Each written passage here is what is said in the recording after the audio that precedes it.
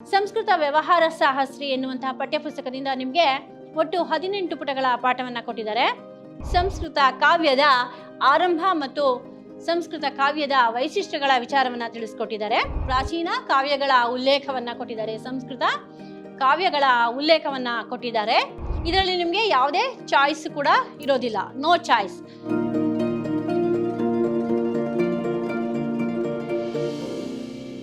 ಶ್ರೀ ಗುರುಭ್ಯೋ ನಮಃ. ಹರಿ ಓಂ. ಭವತಾಂ ಸರ್ವೇಷಾಮಪಿ ಪ್ರಥಮ ಷಾಣ್ಮಾಸಿಕ ಸಂಸ್ಕೃತ ಕಕ್ಷಾಂ ಪ್ರತಿ ಸ್ವಾಗತಂ.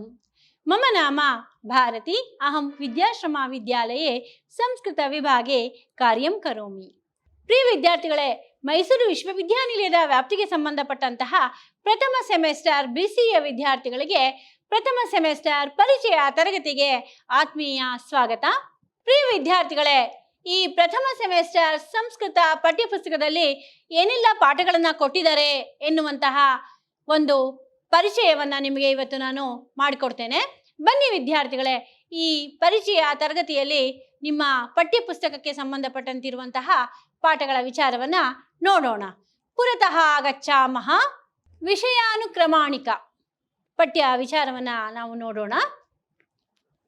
ಮೊಟ್ಟ ಮೊದಲಿಗೆ ಯೂನಿಟ್ 1 ನಲ್ಲಿ ನಿಮಗೆ ಸಂಸ್ಕೃತ ಸಾಹಿತ್ಯ ಪರಂಪರೆಯ ವಿಚಾರವನ್ನ ಕೊಟ್ಟಿದ್ದಾರೆ. ಅದನ್ನ ಬರೆದಿರುವಂತವರು ಡಾಕ್ಟರ್ ಎಂ ಶಿವಕುಮಾರ ಸ್ವಾಮಿ ಅವರು ಬರೆದಿರುವಂತಹ ಸಂಸ್ಕೃತ ಸಾಹಿತ್ಯ ಪರಂಪರೆಯ ವಿಚಾರವನ್ನ ಕೊಟ್ಟಿದ್ದಾರೆ ಮಕ್ಕಳೇ. ಅದರಲ್ಲಿ ಏನೇನೆಲ್ಲ ವಿಚಾರಗಳು ಬರುತ್ತೆ ಅನ್ನೋದನ್ನ ಮುಂದಿನ ವಿಭಾಗಗಳಲ್ಲಿ ನೋಡೋಣ. ನಂತರ ಯೂನಿಟ್ 2 ನಲ್ಲಿ ಭರ್ತೃಹರಿ ನೀತಿ ಶತಕಂ, ಭರ್ತೃಹರಿಯು ಬರೆದಿರುವಂತಹ ನೀತಿ ಶತಕದ ಪ್ರಾರಂಭದ 1 ರಿಂದ 43 ಶ್ಲೋಕಗಳನ್ನ ನಿಮಗೆ ಕೊಟ್ಟಿದ್ದಾರೆ ಮಕ್ಕಳೇ. ಇದರಲ್ಲಿ ನಿಮಗೆ ಮೂರ್ಖ ಪದ್ಧತಿ, ವಿದ್ವತ್ ಪದ್ಧತಿ ಹಾಗೂ ಅರ್ಥಶೌರ್ಯ ಪದ್ಧತಿಯ ವಿಚಾರಗಳನ್ನ ಕೊಟ್ಟಿದ್ದಾರೆ. ಬಹಳ ಸುಂದರವಾಗಿರುವಂತಹ ನೀತಿ ಶತಕ. ಭರ್ತೃಹರಿ ನೀತಿ ಶತಕಂನಿಂದ ಆರಿಸಿಕೊಟ್ಟಿರುವಂತಹ 1 ರಿಂದ 43 ಶ್ಲೋಕಗಳು ನಿಮಗೆ ಇದೆ ಮಕ್ಕಳೇ. ಅರ್ಥ ಆಯ್ತಾ?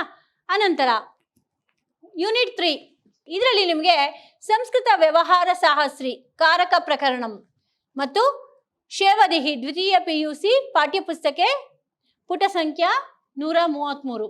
ಅಂದ್ರೆ ಈ ಇಷ್ಟು ವಿಭಾಗವು ಕೂಡ ಯೂನಿಟ್ 3 ನಲ್ಲಿ ಬರುತ್ತೆ ಮಕ್ಕಳೇ.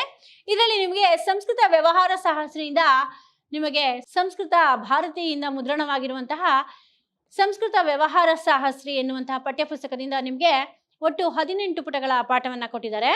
ಬಹಳ ಸುಲಭವಾಗಿ ನೀವು ಸಂಸ್ಕೃತ ಸಂಭಾಷಣೆಯನ್ನ ಮಾಡುವಂತಹ ಒಂದು ಕೌಶಲ್ಯವನ್ನ ಈ ಸಂಸ್ಕೃತ ವ್ಯವಹಾರ ಶಾಸ್ತ್ರದಿಂದ ನೀವು ತಿಳ್ಕೋಬಹುದು ಮಕ್ಕಳೇ.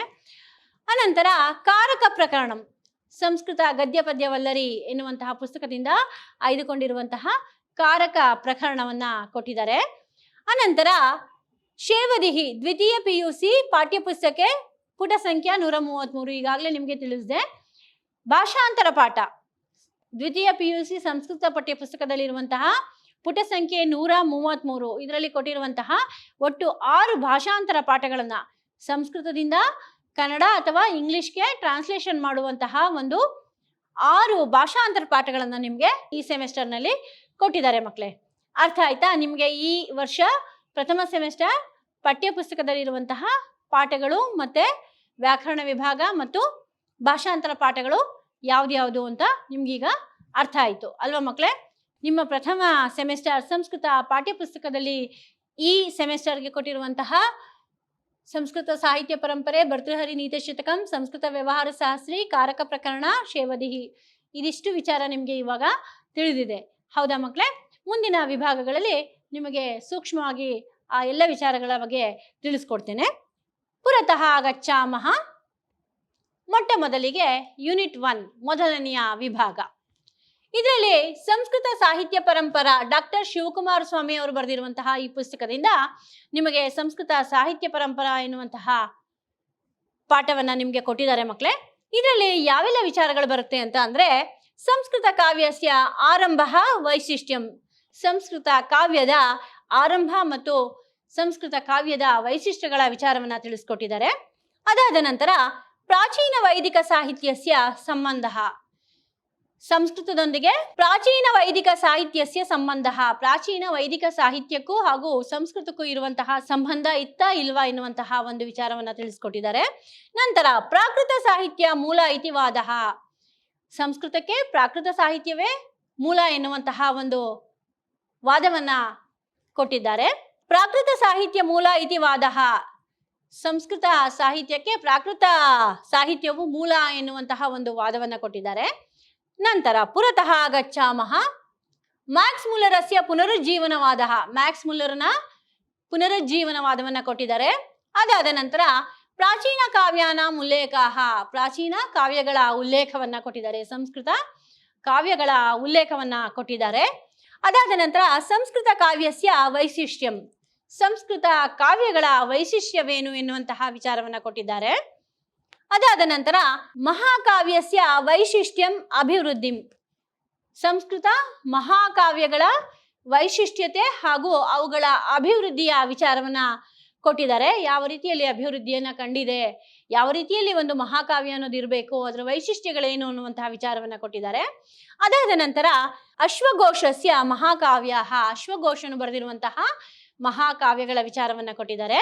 ಅದಾದ ನಂತರ ಪಂಚಮಹಾಕಾವ್ಯ. ಪಂಚಮಹಾಕಾವ್ಯಗಳು ಈಗಾಗಲೇ ನಿಮಗೆ ತಿಳಿದಿದೆ.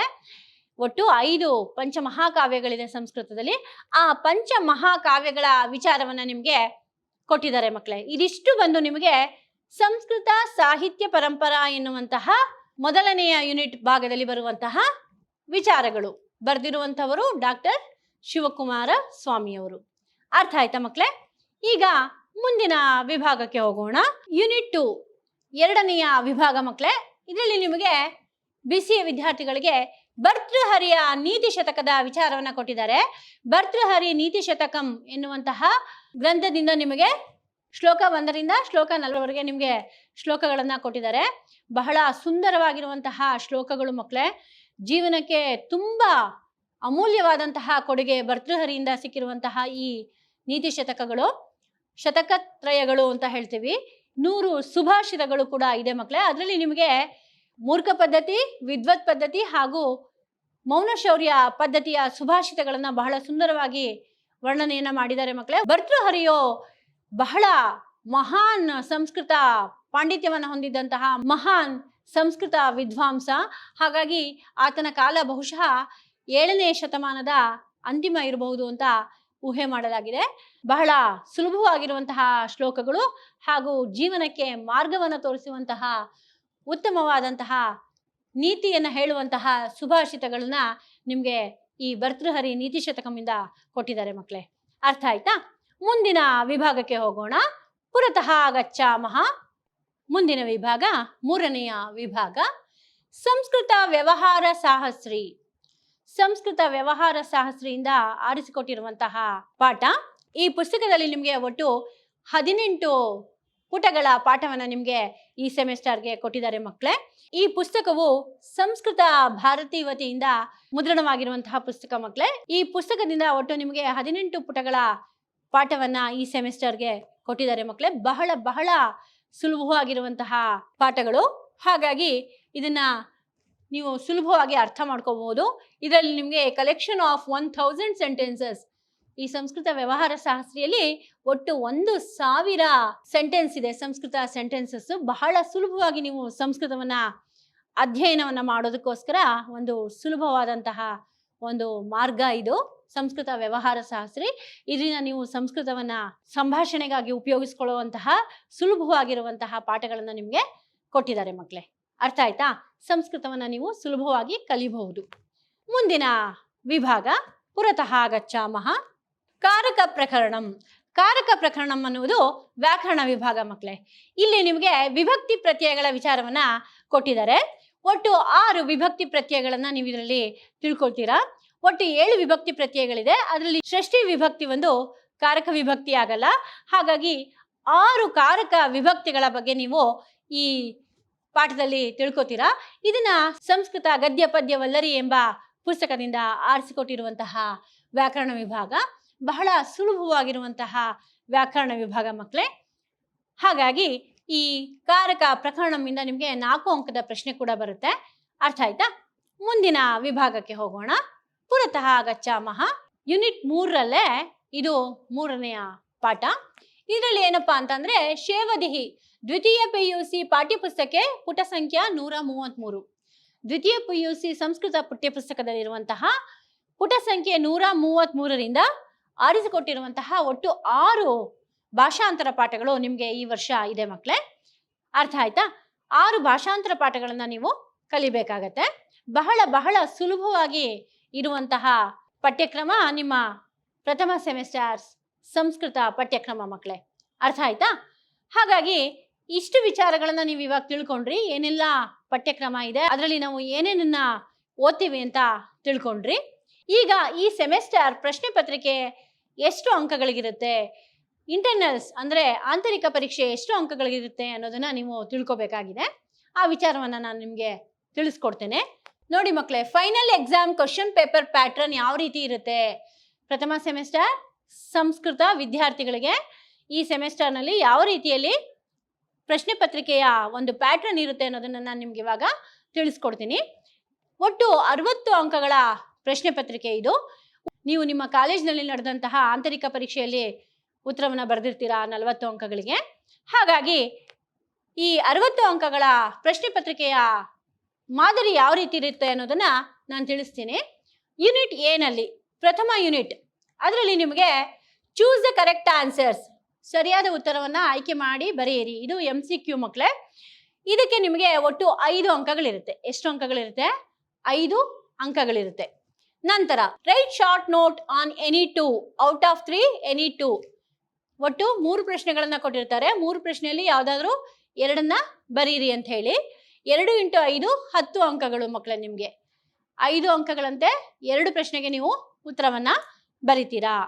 ನಂತರ ಯೂನಿಟ್ ಬಿ 2ನೆಯ ವಿಭಾಗ, ಅದರಲ್ಲಿ 3ನೆಯ ಮೇನ್ ಮಕ್ಕಳೇ. ಪ್ರಶ್ನೆಯ ಕ್ರಮ ಸಂಖ್ಯೆಯಂತೆ 3ನೆಯ main. Annotate and explain any 2 out of 4 any 2 you have to write. ಅಂದ್ರೆ 4 ಪ್ರಶ್ನೆಗಳನ್ನ ಕೊಟ್ಟಿರ್ತಾರೆ. 4 ಪ್ರಶ್ನೆಗಳಲ್ಲಿ ಯಾವುದಾದ್ರೂ 2 ಪ್ರಶ್ನೆಗೆ ನೀವು ಉತ್ತರವನ್ನ ಬರೀತೀರಾ. 2 × 3 6. 4ರಲ್ಲಿ ಯಾವುದಾದ್ರೂ 2 ಪ್ರಶ್ನೆಗೆ ಉತ್ತರವನ್ನ ಬರೀತೀರಾ. 3 ಅಂಕ, ಒಂದೊಂದು ಪ್ರಶ್ನೆಗೆ 3 ಅಂಕದಂತೆ ನಿಮ್ಗೆ 6 ಅಂಕಗಳು ಸುಲಭವಾಗಿ ಲಭಿಸುತ್ತೆ ಮಕ್ಕಳೇ. ನಂತರ 4ನೇ ಮೇನ್, ಇದರಲ್ಲಿ translate and explain any 2 out of 4 you have to write 2. ನೀವು 4 ಪ್ರಶ್ನೆಗಳಲ್ಲಿ ಯಾವುದಾದ್ರೂ 2 ಪ್ರಶ್ನೆಗಳಿಗೆ ಉತ್ತರವನ್ನ ಬರೀತೀರಾ. ಅದಕ್ಕೆ ನಿಮಗೆ 2 × 5 10 ಅಂಕಗಳು ಲಭಿಸುತ್ತೆ ಮಕ್ಕಳೇ. ಎಷ್ಟು ಅಂಕ ಲಭಿಸುತ್ತೆ? 5 × 2 10 ಅಂಕಗಳು ನಿಮಗೆ ಸುಲಭವಾಗಿ ಲಭಿಸುತ್ತೆ. ತುಂಬಾ ಸುಲಭವಾಗಿರುತ್ತೆ ಮಕ್ಕಳೇ. ಅರ್ಥ ಆಯ್ತಾ? ಮುಂದಿನ ವಿಭಾಗ 5ನೇ ಮೇನ್. 5ನೇ ಮೇನಲ್ಲಿ ಆನ್ಸರ್ ಎನಿ 2 ಕ್ವೆಶನ್ಸ್, ಯಾವುದಾದ್ರೂ 2 ಪ್ರಶ್ನೆಗಳಿಗೆ ಉತ್ತರವನ್ನ ಬರೆಯಿರಿ. Out of 3 any 2. Out of 3 questions you have to write 2 questions. ಇಲ್ಲಿ ನಿಮಗೆ 10 ಅಂಕಗಳ 2 ಪ್ರಶ್ನೆಗಳನ್ನ ನೀವು ಬರಿಬೇಕಾಗತ್ತೆ. 3 ಪ್ರಶ್ನೆಯಲ್ಲಿ 2 ಪ್ರಶ್ನೆಗಳಿಗೆ ನೀವು ಉತ್ತರವನ್ನ ಬರಿತೀರಾ. ಅರ್ಥ ಆಯ್ತಾ? ನಂತರ ಯೂನಿಟ್ ಸಿ. ಯೂನಿಟ್ ಸಿ ಅಲ್ಲಿ ನಿಮಗೆ ಏನ್ ಪ್ರಶ್ನೆ ಕೊಟ್ಟಿದ್ದಾರೆ ಅನ್ನೋದನ್ನ ನೋಡೋಣ. Fill up the blanks with appropriate forms of word given in the brackets and name the ಕಾರಕಾಸ್. ಇದರಲ್ಲಿ ನಿಮಗೆ ಚಾಯ್ಸ್ ಇರಲ್ಲ. ಆವರಣದಲ್ಲಿ ಕೊಟ್ಟಿರುವಂತಹ ಪದವನ್ನ ಉಪಯೋಗಿಸಿಕೊಂಡು ಸರಿಯಾಗಿರುವಂತಹ ಕಾರಕವನ್ನ ಬಿಟ್ಟ ಜಾಗಕ್ಕೆ ತುಂಬಿರಿ ಅಂತ ಈ ಪ್ರಶ್ನೆ ಮಕ್ಕಳೇ. ಬಹಳ ಸುಲಭವಾಗಿ ನೀವು 4 ಅಂಕಗಳನ್ನ ಈ ವಿಭಾಗದಲ್ಲಿ ಪಡಿಬಹುದು. ಹಾಗಾಗಿ 4 × 1 4 ಅಂಕಗಳು ಮಕ್ಕಳೇ. ತುಂಬಾ ಸುಲಭವಾಗಿರುವಂತಹ ವಿಭಾಗ ಇದು. ಅರ್ಥ ಆಯ್ತಾ? ನಂತರ 7ನೇ ವಿಭಾಗ translate into English or Kannada. English ಅಥವಾ ಕನ್ನಡಕ್ಕೆ ನೀವು ಯಾವ ಮಾಧ್ಯಮವನ್ನು ಆಯ್ಕೆ ಮಾಡ್ಕೊಂಡಿದ್ದೀರಾ ಆ ಮಾಧ್ಯಮದಲ್ಲಿ ನೀವು ಟ್ರಾನ್ಸ್ಲೇಷನ್ ಬರೀಬಹುದು. ಇದರಲ್ಲಿ ನಿಮಗೆ ಯಾವುದೇ ಚಾಯ್ಸ್ ಕೂಡ ಇರೋದಿಲ್ಲ, ನೋ ಚಾಯ್ಸ್. ಆಯ್ತಾ? ಇದನ್ನ ಯಾವ್ದ್ರಿಂದ ಆರಿಸ್ಕೊಟ್ಟಿರ್ತಾರಪ್ಪ ಸೆಂಟೆನ್ಸ್ನ ಅಂದ್ರೆ ಸೆಂಟೆನ್ಸಸ್, 5 ಸೆಂಟೆನ್ಸಸ್ ಫ್ರಮ್ ವ್ಯವಹಾರ ಸಾಹಸ್ರಿ. ಸಂಸ್ಕೃತ ವ್ಯವಹಾರ ಸಾಹಸ್ರಿಯಿಂದ ಯಾವುದಾದ್ರೂ 5 ಸಂಸ್ಕೃತ ವಾಕ್ಯಗಳನ್ನ ನಿಮ್ಗೆ ಆರಿಸ್ಕೊಟ್ಟಿರ್ತಾರೆ. ಆ 5 ವಾಕ್ಯಗಳಿಗೆ ನೀವು ಇಂಗ್ಲಿಷ್ ಅಥವಾ ಕನ್ನಡದಲ್ಲಿ ಭಾಷಾಂತರವನ್ನ ಮಾಡಬೇಕು ಮಕ್ಕಳೇ. ಅರ್ಥ ಆಯ್ತಾ? ಅದಕ್ಕೆ ನಿಮಗೆ 5 × 1 5 ಅಂಕಗಳು ಇರುತ್ತೆ. ಅದು ಇಲ್ದಿದ್ರೆ ಇನ್ನೂ ಒಂದು ಚಾಯ್ಸ್ ಕೊಟ್ಟಿದ್ದಾರೆ ನಿಮ್ಗೆ. ಅಥವಾ ಅದನ್ನ ಬರೆಯಲ್ಲ ಅಂತ ಅಂದ್ರೆ ನಿಮಗೆ 1 paragraph from Shevadi, page number 133, second PUC. Shevadi ಎನ್ನುವಂತಹ ದ್ವಿತೀಯ PUC ಸಂಸ್ಕೃತ ಪಠ್ಯಪುಸ್ತಕದ 133ನೇ ಪೇಜ್ನಲ್ಲಿರುವಂತಹ 6 ಭಾಷಾಂತರ ಪಾಠಗಳಲ್ಲಿ ಯಾವುದಾದ್ರೂ ಒಂದು ಭಾಷಾಂತರ ಪಾಠವನ್ನು ಕೊಟ್ಟಿರ್ತಾರೆ. ಅದಕ್ಕೆ ನೀವು ಟ್ರಾನ್ಸ್ಲೇಷನ್ನ ಬರೀಬೇಕಾಗುತ್ತೆ ಮಕ್ಕಳೇ.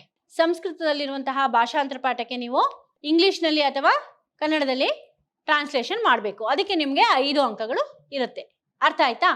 ಈ ರೀತಿಯಾಗಿ ನಿಮ್ಮ ಈ ವರ್ಷದ ಪಠ್ಯಕ್ರಮ ಹಾಗೂ ಆ ಪಠ್ಯಕ್ರಮಕ್ಕೆ ತಕ್ಕಂತೆ 60 ಅಂಕಗಳ ಪ್ರಶ್ನೆ ಪತ್ರಿಕೆ, 40 ಅಂಕಗಳ ಆಂತರಿಕ ಪರೀಕ್ಷೆ ಇರುತ್ತೆ ಮಕ್ಕಳೇ. ಈ ರೀತಿಯಾಗಿ ನಿಮಗೆ 60 ಅಂಕಗಳ ಫೈನಲ್ ಎಕ್ಸಾಮ್ ಇರುತ್ತೆ, 40 ಅಂಕಗಳ ಆಂತರಿಕ ಪರೀಕ್ಷೆ ಕಾಲೇಜಿನಲ್ಲಿ ನಡೆದಿರುತ್ತೆ ಮಕ್ಕಳೇ. ಇಲ್ಲಿಗೆ ಪ್ರಥಮ ಸೆಮಿಸ್ಟರ್ ಸಂಸ್ಕೃತ ಪಠ್ಯ ಪುಸ್ತಕದಲ್ಲಿರುವಂತಹ ಪಾಠಗಳ ವಿಚಾರ ನಿಮಗೆ ತಿಳಿದಿದೆ ಮಕ್ಕಳೇ. ಹಾಗೂ ಪ್ರಥಮ ಸೆಮಿಸ್ಟರ್ ಸಂಸ್ಕೃತ ಪಠ್ಯ ಪುಸ್ತಕಕ್ಕೆ ಸಂಬಂಧಪಟ್ಟಂತಹ ಪ್ರಶ್ನೆ ಪತ್ರಿಕೆಯ ಮಾದರಿ ಯಾವ ರೀತಿಯಲ್ಲಿ ಬರಬಹುದು ಎನ್ನುವಂತಹ ವಿಚಾರ ನಿಮಗೆ ತಿಳಿಸಿದ್ದೇನೆ.